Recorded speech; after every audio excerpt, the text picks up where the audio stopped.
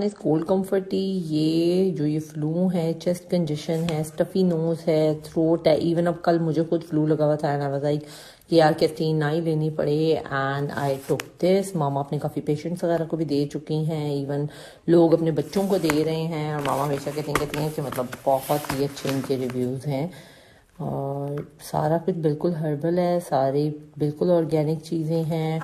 और बिल्कुल मिनिमल सी ही है।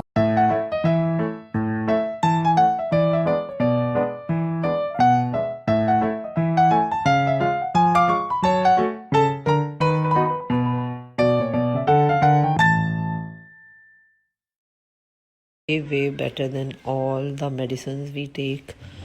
or I swear it is really effective.